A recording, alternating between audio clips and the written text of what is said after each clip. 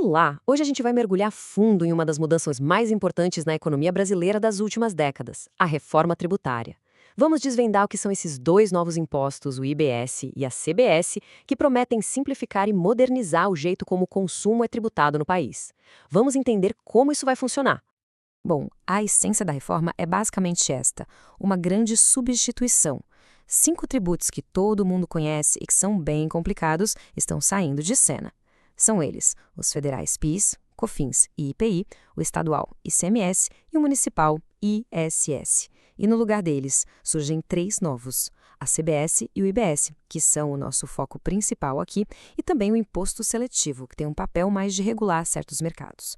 É, de fato, uma consolidação gigantesca.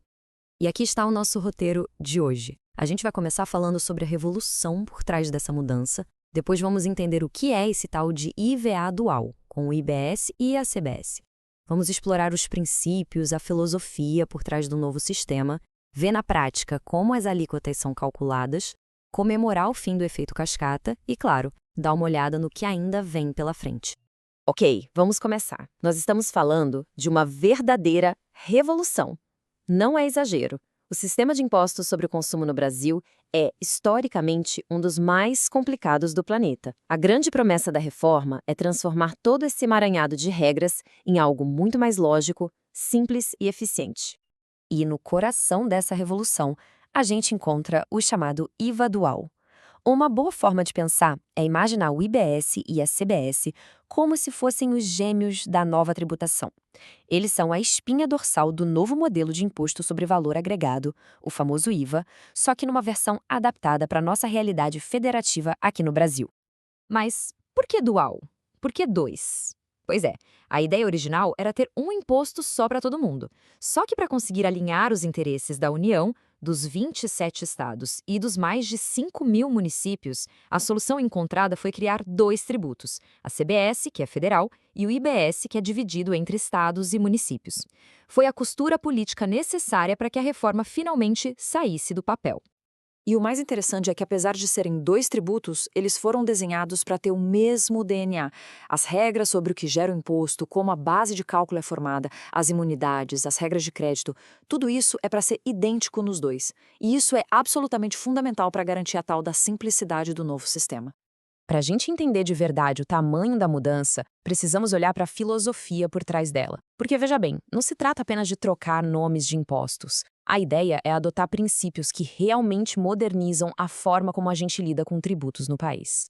O primeiro princípio, e talvez o mais importante, é o da neutralidade. O objetivo aqui é bem direto: o imposto não deve distorcer a economia. As empresas devem decidir onde abrir uma fábrica ou o que vão produzir, pensando na sua estratégia de negócio, na eficiência, e não para correr atrás de um benefício fiscal aqui ou ali.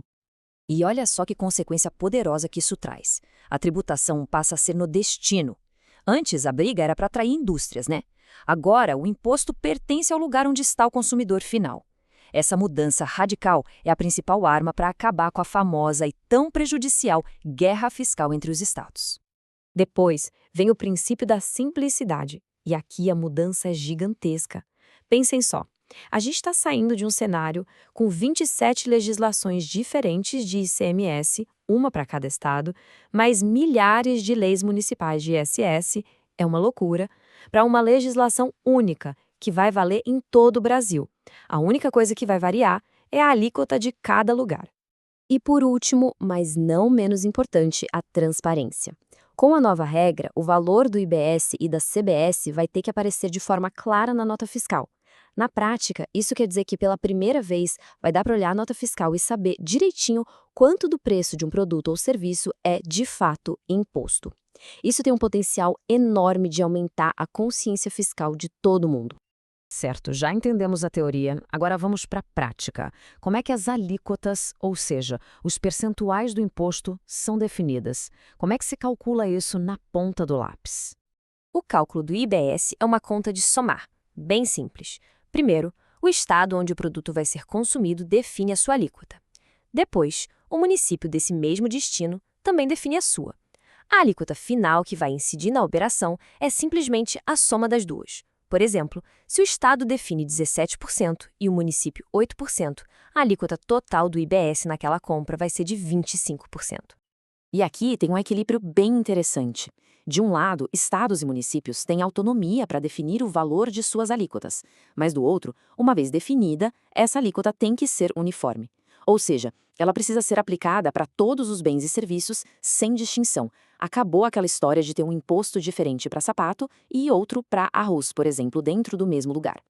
E se um estado ou município simplesmente não definir sua própria alíquota? O que acontece? Bom, para isso, existe a chamada alíquota de referência, que vai ser fixada pelo Senado. Ela funciona como um valor padrão, uma espécie de rede de segurança para garantir a arrecadação. Se não tiver lei local, vale a alíquota de referência. Agora vamos falar de um dos maiores vilões do sistema antigo, o efeito cascata, aquele famoso imposto sobre imposto. A reforma traz o que parece ser a solução definitiva para esse problema. O segredo aqui está no nome, não cumulatividade plena. Funciona assim. Toda vez que uma empresa paga imposto ao comprar seus insumos, esse valor vira um crédito. E esse crédito é usado para abater o imposto que ela teria que pagar quando vender seu produto final. Na prática, o imposto só incide sobre o valor que foi adicionado em cada etapa da produção. E a mágica matemática por trás disso é o chamado cálculo por fora. É um detalhe bem técnico, mas que faz toda a diferença. Significa que o valor do IBS e da CBS não entra na conta para calcular o próprio imposto. Com essa regra simples, o imposto não é mais calculado sobre ele mesmo, o que acaba com o efeito cascata na sua raiz. A reforma foi aprovada, mas a história não acabou. Longe disso. A emenda constitucional é como se fosse o esqueleto do novo sistema. Agora, os músculos, os nervos, todos os detalhes precisam ser criados através de leis complementares. E muitos pontos cruciais ainda dependem dessas leis. Ainda tem muita pergunta no ar, sabe? Por exemplo, como exatamente a arrecadação vai ser distribuída?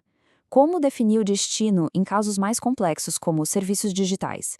E quais vão ser as regras finais do cashback e da simplificação da burocracia? Tudo isso ainda está para ser definido. E um dos pontos que mais gera expectativa nessa regulamentação é o tal do cashback. O sistema vai sim devolver parte do imposto pago, mas atenção a este detalhe. Para consumidores de baixa renda, a devolução do imposto sobre as contas de energia elétrica e gás de cozinha não é uma opção, ela é obrigatória. É um mecanismo pensado para reduzir a carga tributária sobre os mais pobres. No fim do dia, tudo se resume a este trecho da própria emenda constitucional. O grande objetivo é um só: simplificar o sistema tributário para aumentar a eficiência da economia brasileira, acabar com a guerra fiscal, aumentar a nossa competitividade e, no fim, facilitar a vida de empresas e cidadãos. A estrutura está montada, os princípios são claros e a promessa é grande. Mas a pergunta que fica no ar é: será que essa simplificação histórica vai ter a força necessária para, de fato, transformar a economia do Brasil?